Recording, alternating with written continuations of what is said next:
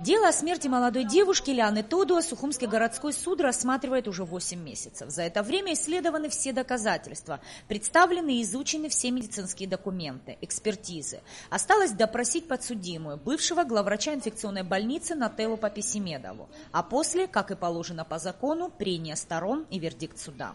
Пациентка Тодуа в инфекционную больницу попала с подозрениями на отравление и спустя сутки в состоянии комы была вывезена в Дагомыс для оказания медицинской помощи.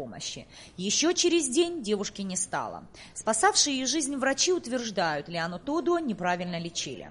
В суд это уголовное дело пришло после продолжительного следствия. Обвинение считает доказательную базу достаточной для вынесения приговора. Судья Мадина Лазарева поставила на обсуждение вопрос о возвращении дела для устранения препятствий его рассмотрения. Говоря простыми словами, на доследование. У представителей обвинения вызывает недоумение тот факт, что суд все 8 месяцев, рассматривая уголовное дело, изучая его, еще на стадии ознакомления с материалами, не обратил внимания на противоречия, мешающие принятию законного приговора. С октября 2016 года Мадина Лазарева ни разу не высказывала такого желания. Сторона государственного обвинения считает, что основания, предусмотренные статьей 237 Уголовно-процессуального кодекса Республики Абхазия, отсутствуют.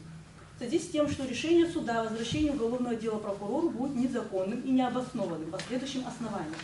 По мнению суда, одним из оснований возвращения уголовного дела прокурору является отсутствие легализации посмертного эпикриза, представленного в ходе предварительного следствия потерпевшей Чабаловым.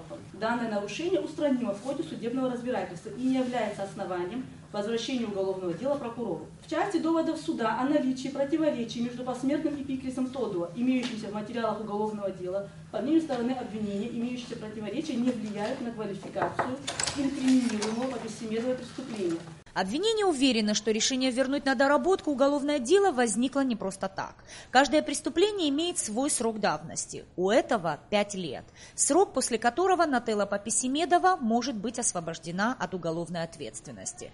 То есть может считаться виновной, но не судимой. Я согласна полностью с обвинением, который сегодня заявила совершенно правильно о квалификации и то, что действительно мы сегодня в ожидании того, что она снова хочет уйти с помощью суда от наказания. Я еще раз повторяю, что это стало модной тенденцией, и сегодня наша судебная власть, которая под таким же методом, то, что сегодня хочет применить суд, то есть якобы процессуальные нарушения, и под этим уводить преступников от наказания. Защитник экс-главврача Инга Габилай уверена, что в деле есть множество ошибок, которые ставят его под сомнение, и оно должно быть прекращено. Сторона защиты не имеет права, в принципе-то мы не можем ходатайствовать, заявлять ходатайство, либо сама прокуратура, либо суд может выйти с ходатайством, ставить вопрос на обсуждение возвращения дела прокурора. Более того, данное уголовно-процессуальное законодательство позволяет ставить этот вопрос на любой стадии уголовного судопроизводства. Соответственно, в этой части никакого нарушения уголовного процессуального законодательства нет. Выслушав все доводы обвинения, потерпевший и защиты, суд удалился в совещательную комнату для принятия решения. Оно будет оглашено в Сухумском городском суде 19 мая. Нисфа Аршба, Михаил Братухин, Абхазское телевидение.